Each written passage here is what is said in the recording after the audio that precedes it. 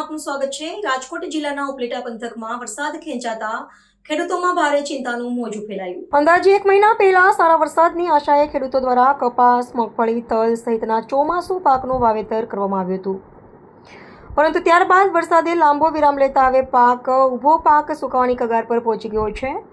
મોંઘા બિયારણ, ખાતર, જંતુનાશક દવાઓ અને ખેતીના વધેલા ખર્ચ વચ્ચે વરસાદ નહીં પડતા ખેડૂતોની મુશ્કેલીમાં વધારો થયો છે। ઉપલેટા તાલુકાના અનેક ગામોમાં ખેડૂતો દ્વારા ધિરાણ અને ઉધાર લઈને વાવેતર કરવામાં આવ્યું હતું। ગત વર્ષની સરખામણીએ આ વર્ષે બિયારણ, ખાતર અને દવાઓના ભાવમાં વધારો થતાં ખેતીનો ખર્ચ પણ બમણો થયો છે, પરંતુ વાવેતર બાદ વરસાદ ખેંચાતા ખેતરોમાં ઉગેલો પાક હવે ધીમે ધીમે મુરઝાઈ રહ્યો છે। ખેડૂતોનું કહેવું છે કે જો આગામી 2 દિવસમાં સારો વરસાદ નહીં પડે તો હાલનું વાવેતર સંપૂર્ણપણે નિષ્ફળ જવાની ભીતિ છે।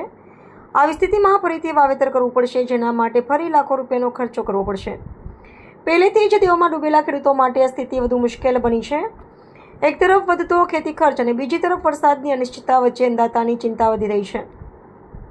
ખેડૂતો હવે આકાશ તરફ મીટ માંડીને વરસાદની રાહ જોઈ રહ્યા છે। જો સમયસર વરસાદ નહીં આવે તો માત્ર ખેડૂતો જ નહીં પરંતુ સમગ્ર કૃષિ અર્થતંત્ર પર તેની ગંભીર અસર જોવા મળી શકે છે।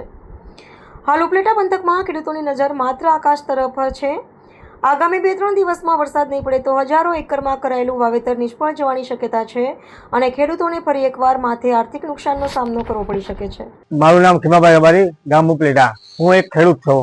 આજરોજ જે વાત કરવા માંગી છે એ ઉપલેટા તાલુકાની અંદર વરસાદ જે ખેંચાતા, કારણ કે આજે જૂન મહિનો પૂરેપૂરો કોરો હોઈ ગયો છે અને ઉપલેટા તાલુકાની અંદર અને સૌરાષ્ટ્રની અંદર જે વાવેતર કરવામાં આવે છે મગફળી, કપાસ, સોયાબીન, આવા વાવેતરોનો પુષ્કળ પ્રમાણમાં વાવેતર થઈ ગયા છે અને વરસાદ ખેંચાતા બધાને ખબર છે કે આ વખતે અલીનો અસર હોય અને વૈજ્ઞાનિકો પણ કહી રહ્યા છે, પરંતુ ખેડૂતો દીકરો ધિરાણ ઉપાડીને વ્યાજે પૈસા લઈને ઊંચા ભાવના બિયારણો, ખાતર, દવાઓ લઈને પણ વાવેતર કરી લીધું છે।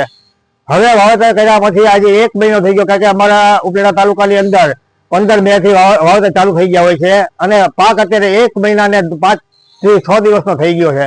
હવે અત્યારે વરસાદ ખેંચાતા પાણીની તંગી આવી ગઈ છે, કારણ કે જે મોલ કાચો હોય એને પાણીની જરૂર હોય છે। હવે પાણીને કૂવામાં કોઈ ખેડૂતને હોય છે અને ન હોય તો આ લોકોને પાણી પીવામાં તકલીફ પડતી હોય છે। વરસાદ ખેંચાતા ખેડૂતોની પરિસ્થિતિ ખરાબ થઈ ગઈ, કારણ કે વાવેતર થઈ ગયું અને પાણી ન મળે। બીજા નંબરમાં અત્યારે જે ખેડૂતોને તાત્કાલિક 10 કલાક 12 કલાક વીજળી કાપવી જોઈએ, વીજળી પણ નથી મળતી। અત્યારે 8 કલાક આપી અને સંતોષ માની લે છે, પરંતુ ગુજરાત સરકારને વિનંતી કરવામાં આવે છે કે તાત્કાલિક ધોરણે પહેલા તો અમને વીજળી આપો। વરસાદ હજુ નહીં આવે તો શું સ્થિતિ સર્જાશે? વરસાદ જો ન આવે તો આ જે અત્યારે પાક વાવેલા છે એની અંદર અસંખ્ય રોગ જીવાતો આવી જતી હોય છે, કારણ કે સુકારા જેવો રોગનો ભય અત્યારે સતાવી રહ્યો છે। અત્યારે મગફળીની અંદરમાં આ પાક નિષ્ફળ જાય, કારણ કે જે સુકારો રોગ છે એ પાણી ખેંચાય એટલે પાણીનો છોડ સુકાઈ જાય।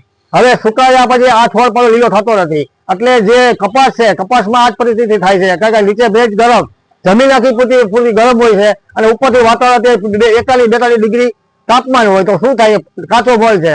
મારું નામ ભીખુભાઈ ધરમસિંહભાઈ વાછાણી, ગામ ખારતિયા। મેં મગફળીનું વાવેતર કરેલ છે, મગફળી વાવી દીધી છે અને અત્યારે વરસાદ નથી, ખેડૂત બધા મૂંઝવણમાં છે। આ ખેડૂત છે જગતનો તાજ છે, ખેડૂતના બિસાડાનો કોઈ નથી અત્યારે। ખર્ચ મારે વીઘે 6000 રૂપિયાનું આવ્યું છે। બિયાણ થી માંડી અને હાથી વાવવાના, પછી હાથી આયકા 2 એ ખર્ચ એનું છે। ગત વર્ષ કરતા આ વર્ષે બિયારણ, ખાતર બધું મોંઘું છે। ખાતર મોંઘું છે, બિયાણ મોંઘું છે, બધું મોંઘું છે દર વર્ષ કરતા। વરસાદ ખેંચાણો પાકની શું સ્થિતિ છે? પાક અટાણે સુકાવા માંડ્યો છે, હાવ પાક સુકાવા જ માંડ્યો છે હાવ। મારે મગફળી છે, પોપિયાનું બોલો, પોપિયા છે, બાગાયત હોત છે, પોપિયાની બાગાયત કરી છે। હવે ખેડૂત વરસાદની હાવ ઠીકાઠીક જરૂર છે। વરસાદ નહીં આવે તો શું કરે? તો મરી રહેવું, બીજું શું આમાં? તો આ ખર્ચ બધું જાહે પાણીમાં, ખેડૂત બિસાડા મરી જાહે। તમારા વિસ્તારમાં વરસાદ થયો કે? કાંઈ એક ટીપું નથી, એક છાંટોય નથી હજી અમારા વિસ્તારમાં, એક વરસાદનું એક ટીપું નથી હાવ। શું સ્થિતિ ઊભી થશે? અરે બહુ પરિસ્થિતિ ગંભીર થાય વરસાદ ના થાય તો। હાલો, ડાભી સવજીભાઈ મંગાભાઈ। હા, માંડવી તો વાવી દીધી છે અત્યારે, હવે પાણીની હવે બહુ તકલીફ પડે એમ છે અત્યારે। હા દાદા કેટલા મોંઘા બિયારણ છે ને તમે વાવી હા 1 વીઘે ત્યાં આપણે બિયારણનો ખર્ચો ઓછામાં ઓછો 5000 રૂપિયા તો ખાલી બિયારણના જ હોય છે. પછી વાવેતર, ખેડામણ, દવા 10 તો પાકા 10,000 તો વીઘે. મોંઘા ભાવના બિયારણ વાવી દીધા, વરસાદ ખેંચાણો છે, શું કહેશો તમે? હવે વરસાદની રાહ તો જોઈ રહ્યા છે. આ તો વાદળા બંધાય છે બરોબર. હવે થાય તો સારી વાત છે, નકર મુશ્કેલીમાં તો થઈ જ. અત્યારે પાકની શું સ્થિતિ છે? અત્યારે પાકની તો ઉપર આપની નીચે ધરતી દિશા છે. જો વરસાદ નહીં આવે તો શું થાય? વરસાદ નહીં આવતા મોલ ફેલ જાય ને. પાણી વિનાનો મોલ કેમ કરવો? ક્યાં ક્યાં વાવેતરો છે તમારા વિસ્તારમાં? અમારા વિસ્તારમાં કપાસ, મગફળી, પછી કોઈ સોયાબીન જ વાવ્યા છે. હા, અને બાકી વરસાદ થાય તો બીજા વાતર આગળ વધે. અત્યાર સુધી વરસાદ થયો કે થયો જ નથી? હજી થયો જ નથી. હા, વરસાદ ખેંચવાની આમાં રાહ જોઈ રહ્યા છે. તો થઈ જાય તો સારી વાત છે, નહીતર તો બધી તકલીફ વાળું બધું. પાક કઈ રીતના મુરઝાઈ જશે? શું છે? પાણી વિના પહેલો પ્રશ્ન પાણીનો જ આવે ને. જો વરસાદ થાય તો જ આ મોલ થાય, નકર તો થવા પણ છે જ નહીં. હા, પાણી વિનાનું ખોટું છે ને દુનિયામાં બધું. મુરઝાઈ જાય 100%.